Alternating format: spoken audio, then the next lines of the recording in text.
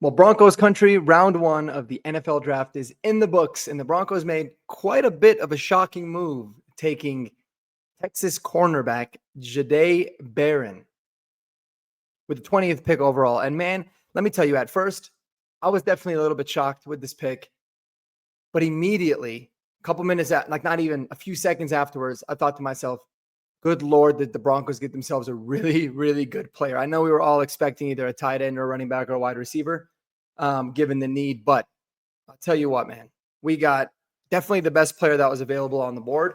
And we're going to break down the pick as a whole, the grade that I'm going to give it, why. And also a lot of it is determined based off of how the board fell at that particular time. So let's get into it, guys.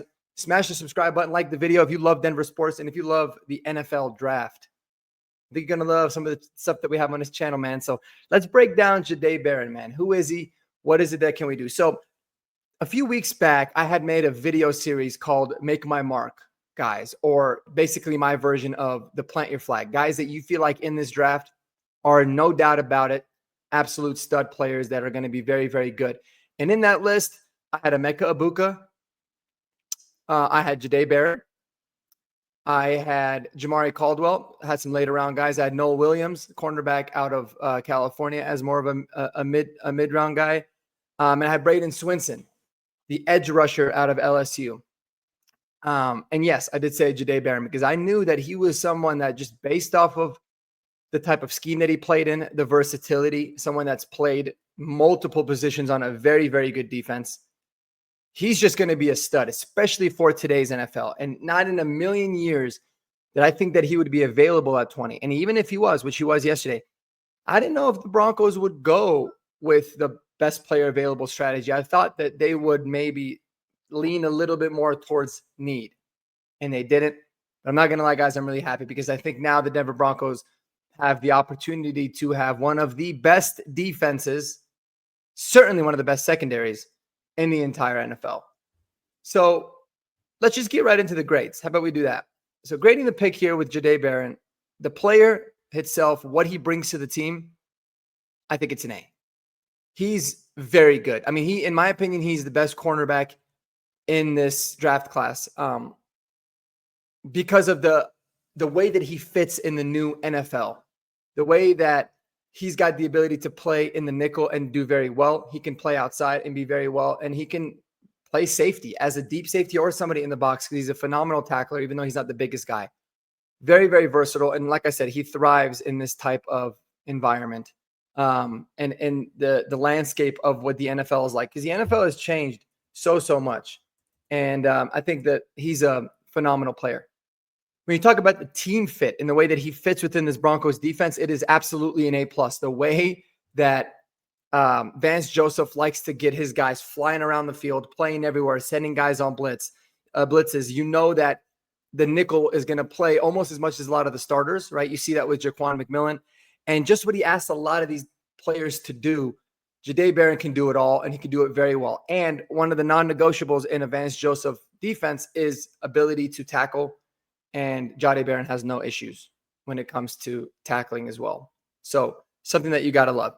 In terms of a team need, I get it. It certainly was not the highest on our priority. I would say that you can make the argument that obviously wide receiver, tight end, running back, not necessarily in that order, obviously, were all bigger needs. And defensive line, I would say, is a bigger need as well. So I'd probably put this at team need number 5.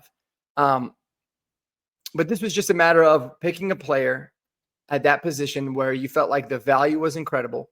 You're getting a very, very good player at 20 that you didn't think. I mean, George Payton and Sean Payton talked about, we did a lot of mock drafts. None of the mocks had Jahdae Barron available, right? Which was really, really interesting. And I get that. You know, it's not like the same situation where John Elway was picking Bradley Chubb at pick 5. And they're like, we had no mock drafts. You're like, really, dude? No mock drafts at pick 5. That's just asinine. But to not have it at pick 20 is understandable. In fact, I did hundreds of mock drafts on the mock draft simulator, obviously very different. And I don't remember Jahdae Barron ever being available even in those. So they ultimately just went with the best need. Now, there's a lot of speculation. You can talk about what it is that happened. But at the time of the draft, let's talk about exactly what happened at the time of the draft. Let me see if I can Yeah, this is what I'll do real quick. Let me go ahead and people are like, oh no, not the mock draft simulator again. Nah, we're not gonna talk about the simulator. Come on.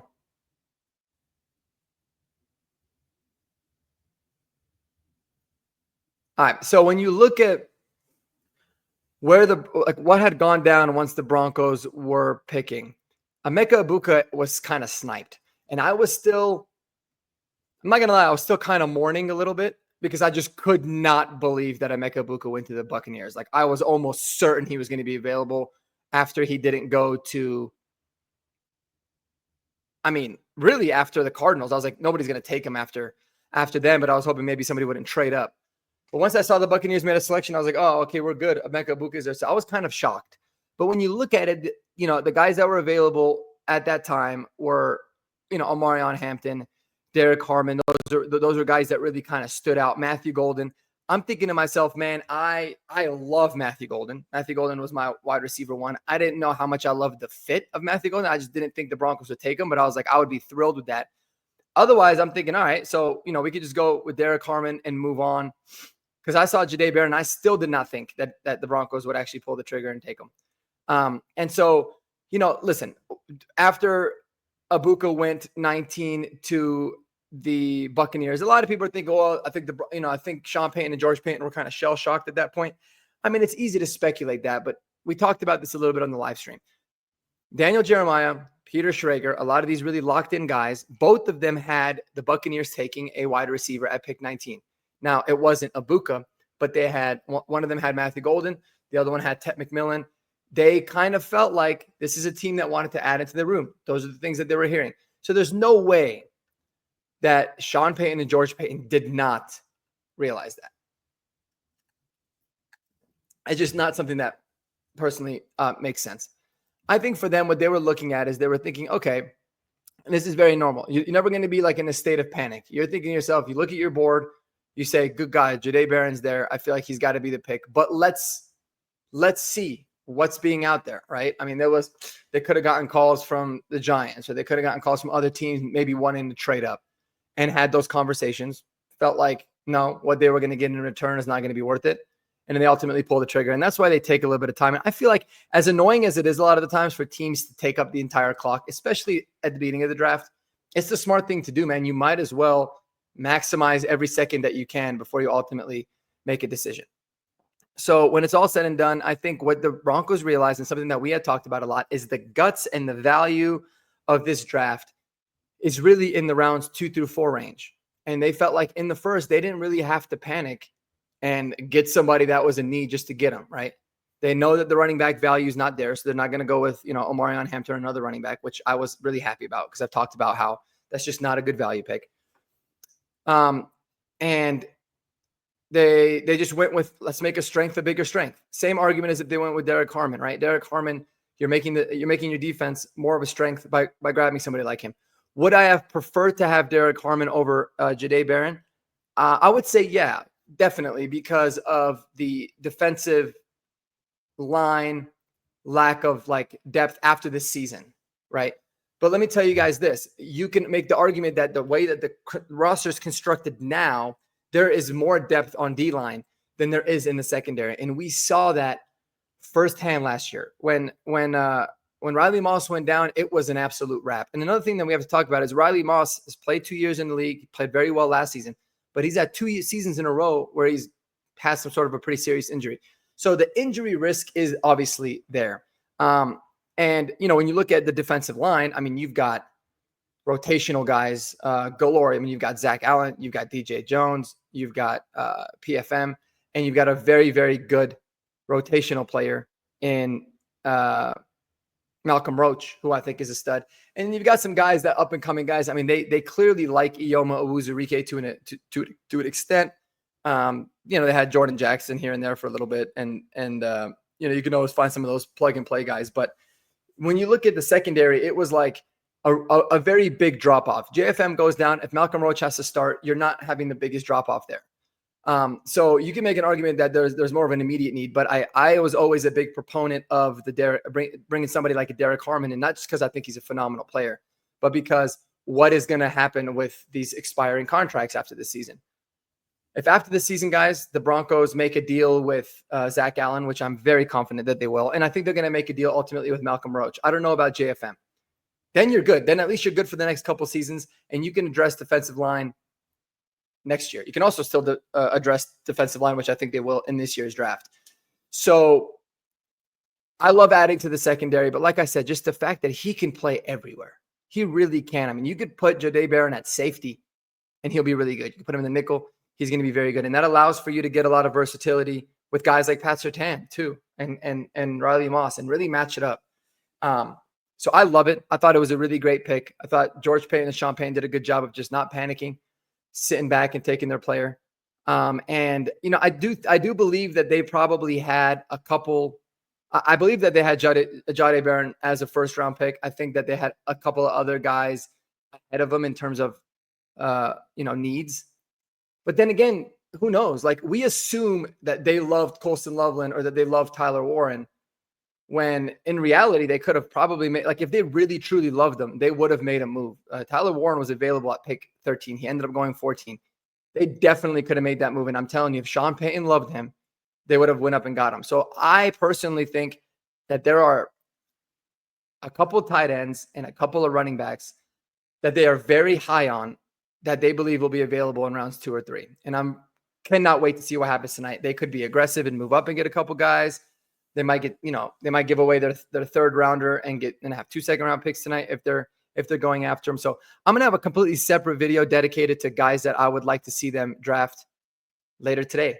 But this is the guts of the draft, and you have to be able to judge and grade this draft class once it's all said and done. Obviously, everyone panicking about running back, guys. I'm telling you, there is no reason to panic about running back. You can wait.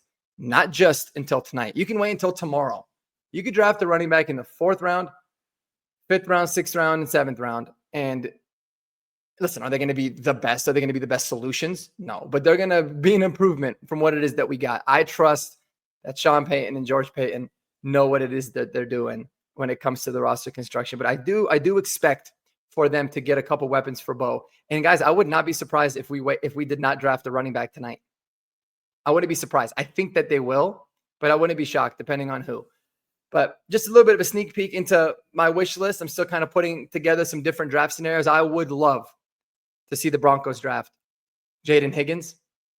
Maybe just a mix of these two, of these 4 guys. And we'll really get into it a little bit deeper on another video. Jaden Higgins, obviously. Travion Henderson. Or Quinshon Judkins. So one or the other. And Harold Fannin. Harold Fannin is somebody that the more I think about it, the more I feel like I think Sean Payton really wants to get his hands on somebody like him, because he is raw, but he had crazy production too. And he can do a lot of versatility is the name of the game when it comes to the way these guys draft. And that's exactly what it is that he brings. And there's a few others too, but I'll leave that to the next video. Let me know what you guys think, man. Go Broncos, baby. I got my Longhorns, orange on today to celebrate another Texas Longhorn that we brought in. I like the Longhorns, man. The reason I like the Longhorns is because I think they have the cleanest uniforms in all of college football. I love that orange. They got a simple helmet. They're looking clean, man. But can't wait to see what Jahdae Barron looks like in a Broncos uniform. I can't wait to see what number he ends up wearing. Let me know what number you think Jahdae Barron ends up ultimately choosing. We'll probably know what his initial one is, but I got a couple different ideas in mind too. All right, y'all. Have a wonderful day, man. Take care of yourselves. Go Broncos. And until the next video.